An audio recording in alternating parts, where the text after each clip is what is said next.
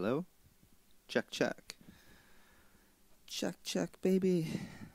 Namo Buddhaya. Greetings and salutations. My name is Dharmamitra Jeff Stefani from Royal Oak, Michigan. And I'm blogging today.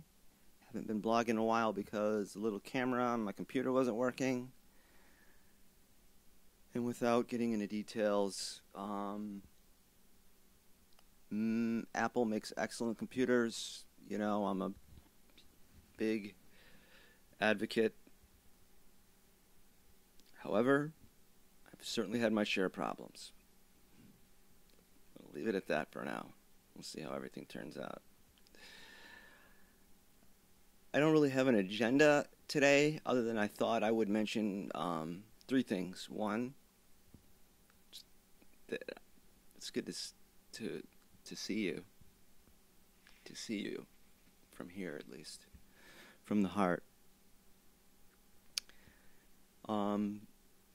Explain why I haven't been around, and I was thinking about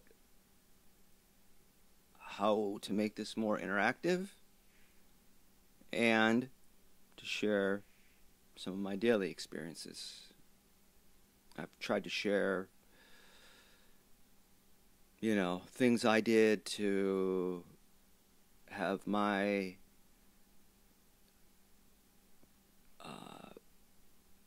most profound spiritual awakening, the one in which the tipping point was achieved, the critical mass met, and from which a year later now, there's no backsliding. I've had many spiritual awakenings where the next day spiritual experiences where the next day I'm not so spiritual. But anyhow, not to say that I'm objectively without my habits. And that's kind of what I want to talk about. Samskaras, or habit energy. Samskaras is related to the Buddhist teaching of conditionality, praticca, which is the ultimate aha moment that the Bodhisattva Gautama had under the Bodhi tree as he became Gautama Buddha underneath the Bodhi tree 2,665 years ago, according to the Buddhist era. I don't care about details, and if you're looking to debate scholarly Dharmic studies, you missed me by about 10 years ago. I was really into that. I guess if anything, you'd call me a yogi now, or more of a Zen practitioner. Concepts and grinning and forcing that will. That's not what we call skillful use of virya, energy. Passion. Not skillful effort. I keep getting semi-distracted because in my mind I think of how I wish in some ways this were a novel and I could put, or a blog, and each one of these terms I put could just be a link or something because I want to have a tangent behind each one, because there's a whole. But that's the beauty of the Dharma. It's holistic. It's a hologram. You take a hologram and you cut it into a hologram of a rupa, of an eagle was the first thing that came to mind, and you cut that printed holographic image up into 1,000 different pieces. Each 1,000th piece contains the whole. Similar to the way our DNA. You take one human cell and you can produce everything. The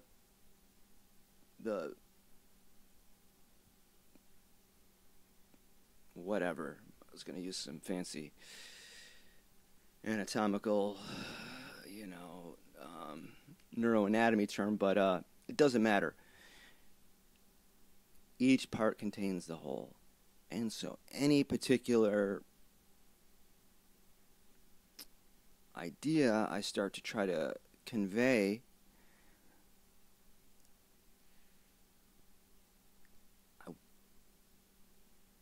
I have this impulse to desire to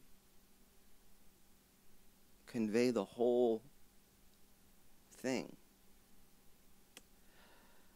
But I can't do that. And if you want, this is going to be backwards, but Sangharakshita, a guide to the Buddhist path. Broken up into very small little talks. My personal favorite Buddhist Bible of concepts and fundamental teachings of the three jewels, the Buddha, the Dharma, and the Sangha, and the threefold path of ethics, meditation, and wisdom.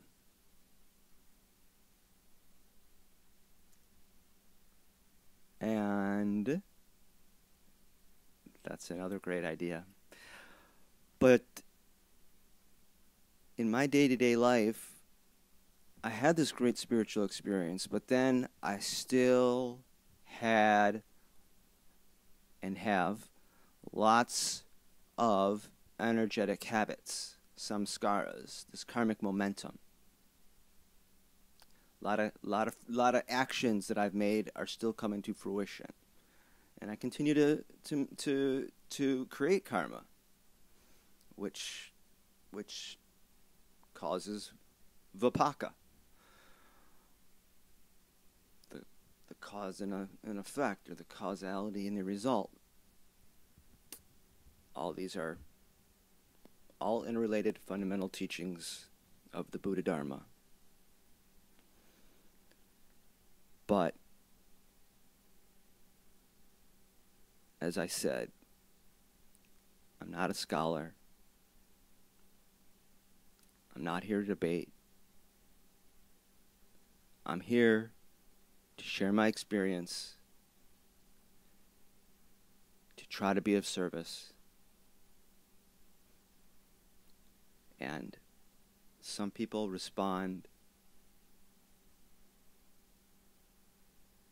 amazingly.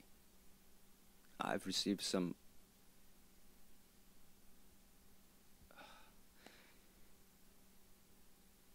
emails that if just that's all I get for the rest of my life, that one email, that says something you did, saved my life.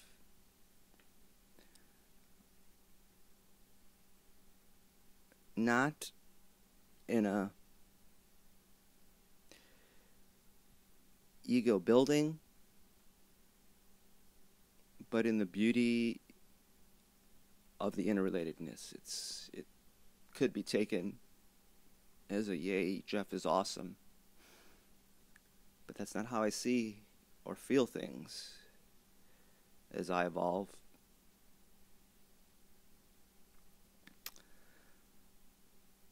Less me, more we.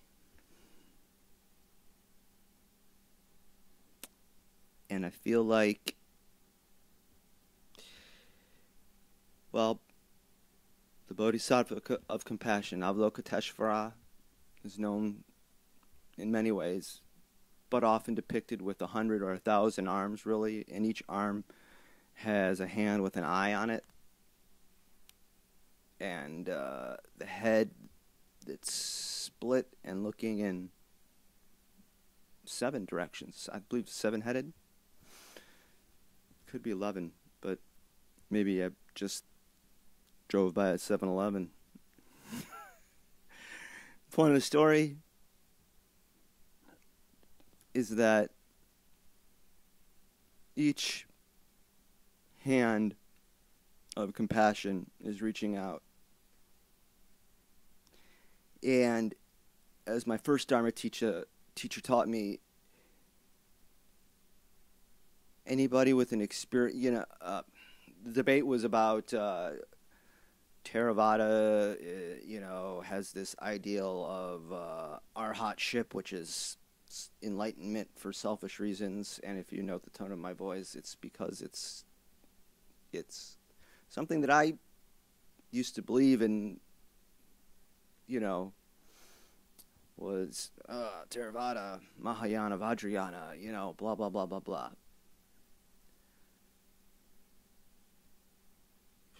Talk about ego reinforcing and, compounding my connection to form.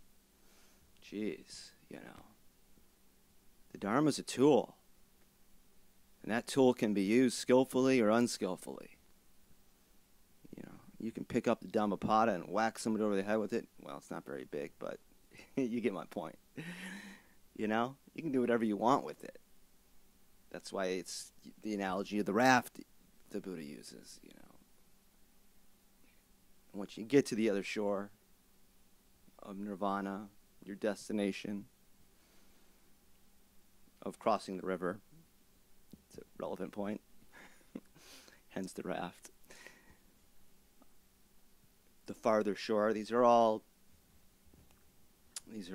analogies used for transcending samsara to the spiral path, to nirvana, enlightenment.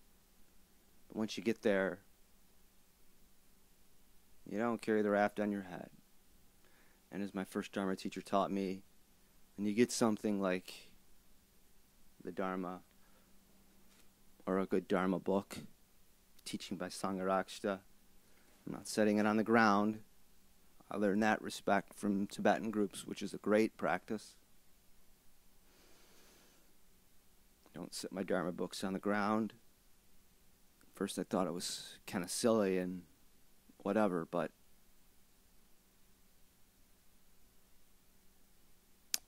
anyhow, I can't explain everything that I'm doing.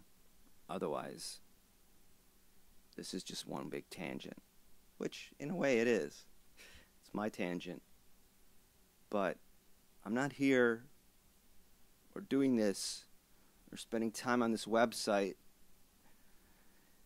blogging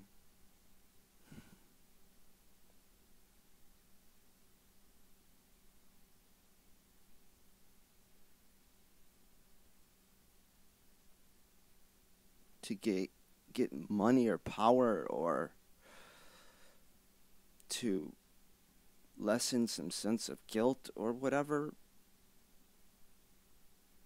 but just because it's who I am and it's what feels right.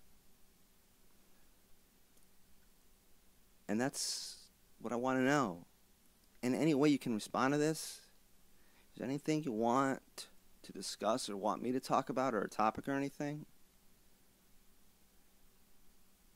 I do have an advantage over some in having a perspective, having an attainment. That's a fact. That is what it is. And I know at times that I would have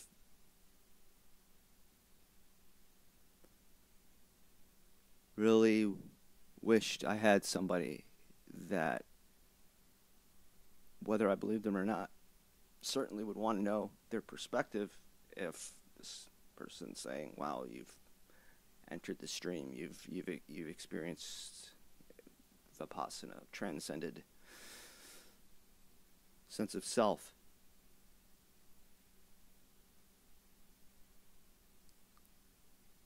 Yes, it doesn't go away, and it permeates every experience, always. Always is a tricky word, but so far, so good. But what I've done, back to my story, after having this great spiritual experience and using this as a source of usefulness, the story was about the Dharma teacher, Avalokiteshvara, the Thousand Hands, and with the understanding, with not intellectual, but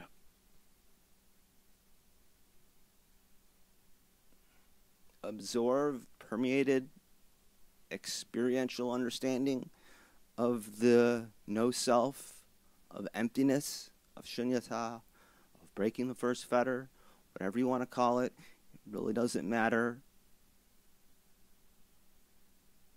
Concepts are useful if you know what I mean. It can convey a point. Very often, they're not useful. They're hindrances. Get caught up in debating them as opposed to experiencing them. The word God, the word love, as Eckhart Tolle points out so well, are the most overused and misunderstood words in all of language. Certainly the English language. More people argue for and against or use the word love that have no direct experience of what that is, God or love, than anything else, you know. And it's absolutely the truth, and it's pretty profound. And if you're not turned on to Eckhart Tolle, I know he's a stream entrant. I know he's a bodhisattva. I know that has insight. I can't identify him as a Buddha, because I'm not a Buddha. It takes a Buddha to know a Buddha. But he's the real deal. And especially getting his stuff on audiobooks, which I do, because it's kind of like this. There's a little bit more of him in it than the actual words. You know, so a little more energy is transferred via an audiobook than textual book, hard copy. And then the verbal inflection and his sense of humor and all that stuff comes out more in his adorable voice and everything and accent, who I love the man. Love. And perhaps not the first time, but certainly the second time, and now I mean it literally when I say I love the man.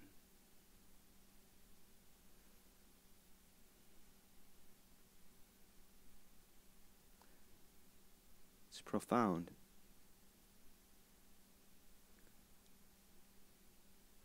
And there's absolutely nothing wrong with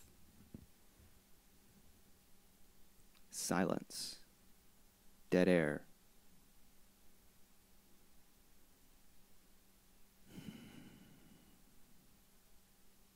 Stopping, breathing in deeply, letting it out.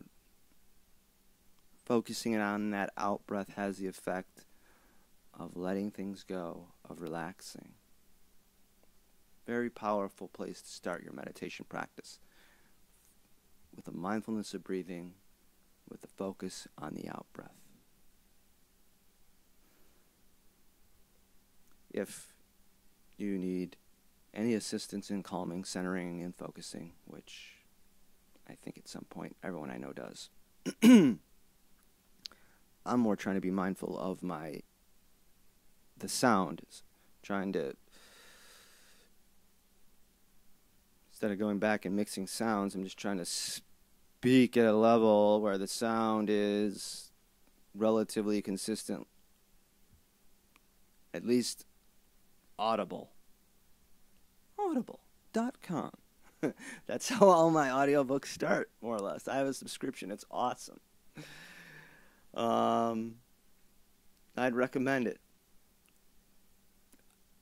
Power of Now, Thich Nhat Hanh, several Eckhart Tolle books and talks on audible.com, and Thich Nhat Hanh, and you get such a different experience of the person. Pema Chodron speaking,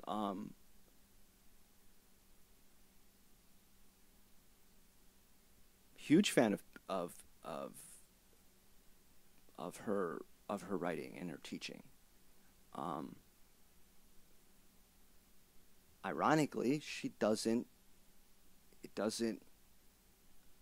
always.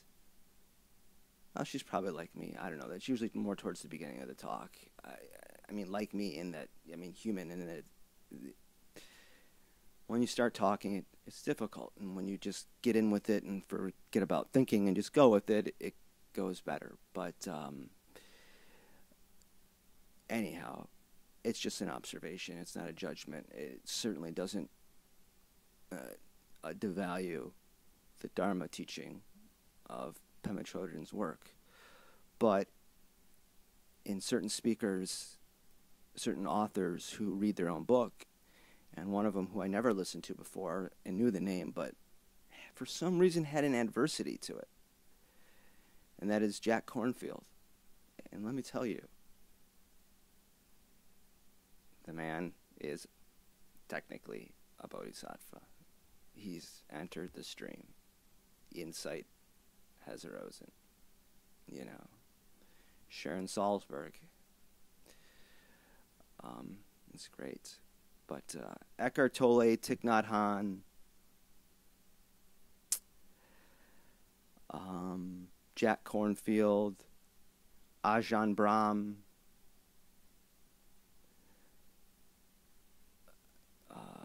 some other ones. It's just amazing. You know, I have all kinds, but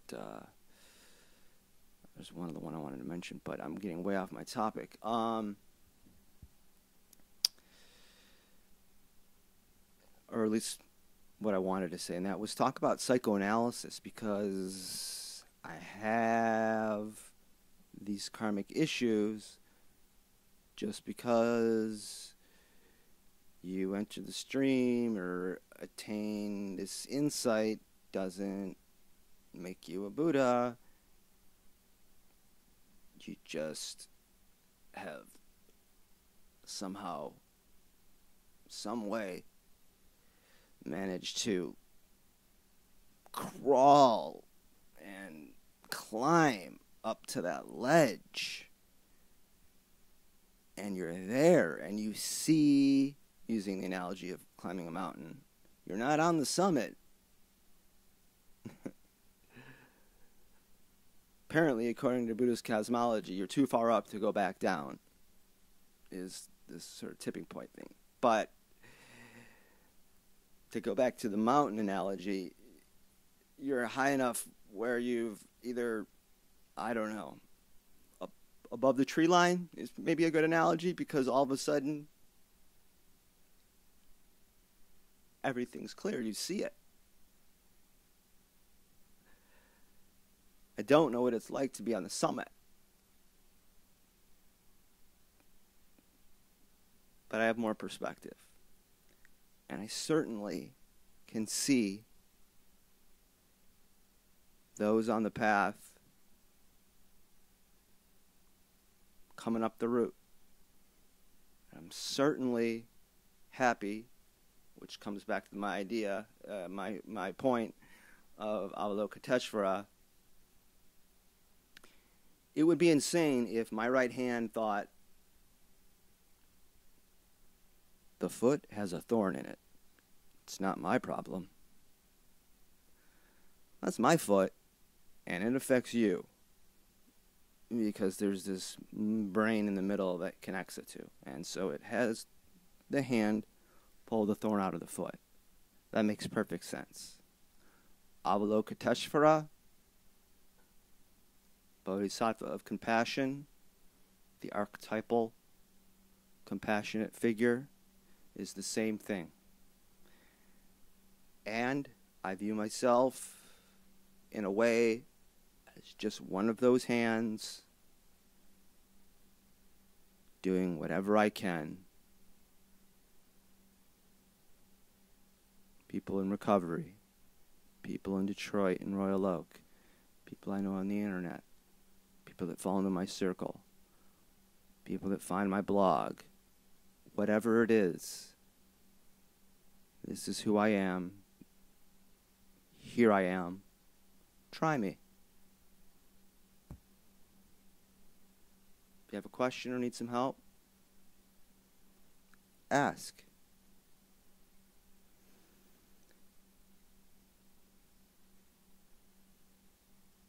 I started to do psychoanalysis, the real deal, 5 days a week on a couch, not psychotherapy, which I like to use the analogy of a ball of yarn, and our life is that thread, and it gets into all knotted up, especially as a child and we're developing, because we don't have the ability to cope with this big, bad, scary world. But I do now. So a lot of the habits that I had and the tendencies and a lot of my samskaras that I've created and actions that I've made that are still coming to fruition, still got dumped by a girl and heartbroken. Yeah. That would be kind of one of those literal karma things. Yeah. It's coming back. But instead of just letting it all play out, I proactively took to psychoanalysis and just grabbed hold of that thread and just ran with it and untangled the knots. And the analogy is that if psychotherapy is like you taking an iron and running it over those knots to try to flatten it out, and psychoanalysis is actually following that thread and unwinding it, similar to craniosacral. I've got to wrap this up, otherwise it won't upload. So I guess I did talk about all my points, and I did talk for a while. And I will report more in, and I am willing to share intimate details of my psychoanalytic process and the insights I've had of to why I have the fears and what made me act certain ways. You know, I thought I had a perfect family and everything, and you know, how could I have feelings of abandonment and you know, so on and so forth, these certain behaviors? Well, yeah, the causes and conditions are there, and I couldn't even remember anything about my childhood before I started it. And now, God, life is awesome.